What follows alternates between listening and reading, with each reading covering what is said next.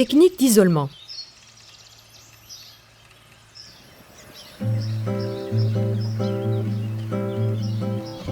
Quand il existe au jardin des risques de pollinisation croisée entre les variétés de la même espèce, il est nécessaire de les isoler pour conserver les caractéristiques propres à chaque variété.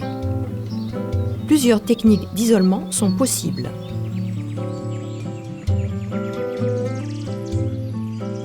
Isolement dans l'espace.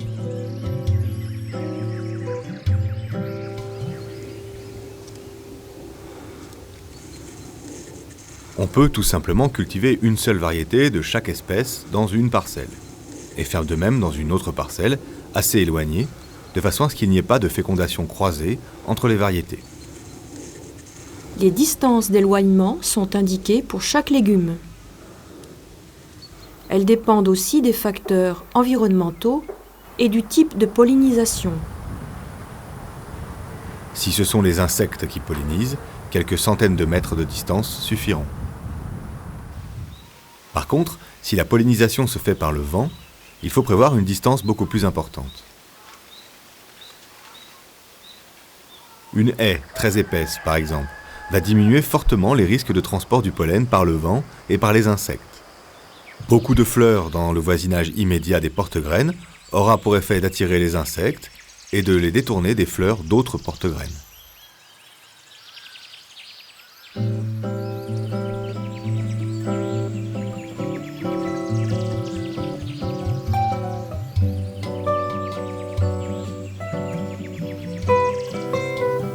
Isolement dans le temps.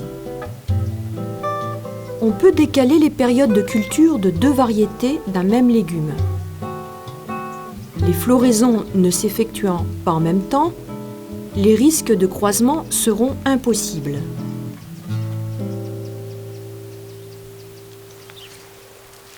On peut par exemple cultiver deux laitues dans la même parcelle, dont l'une, semée beaucoup plus tôt, sera en train de monter en fleurs tandis que l'autre n'en sera qu'au stade de jeunes plants. Encore faut-il bien connaître le cycle de la plante et sa durée de floraison.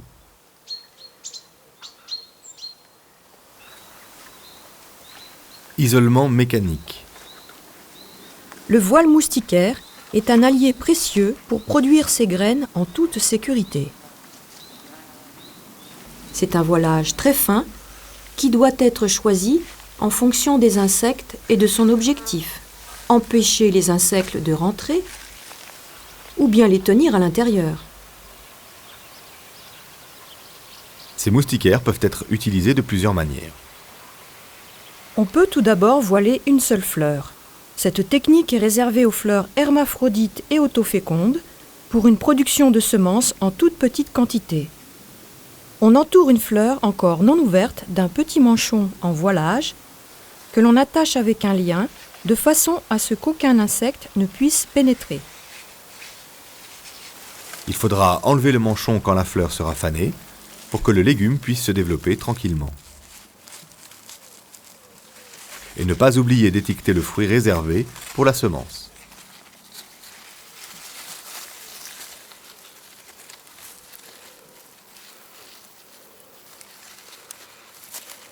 On peut également voiler toute une branche ou toute la plante. Auparavant, on supprime les fleurs ouvertes qui risquent d'avoir été pollinisées par les insectes.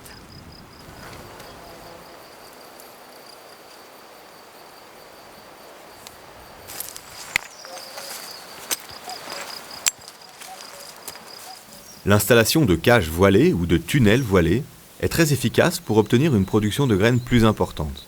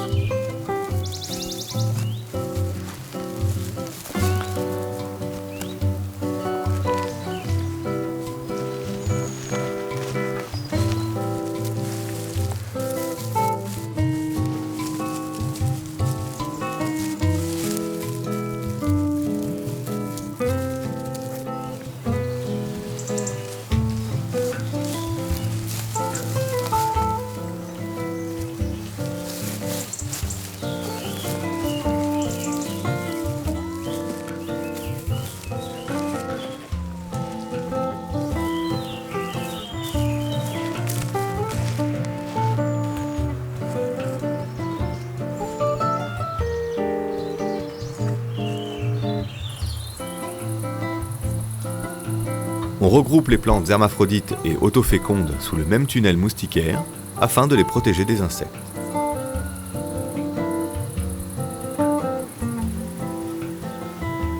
Pour les plantes allogames, qui nécessitent la présence d'insectes pour être fécondées, on introduit des ruchettes de bourdons à l'intérieur du tunnel afin qu'ils pollinisent les plantes. Évidemment, on ne cultivera qu'une seule variété par espèce.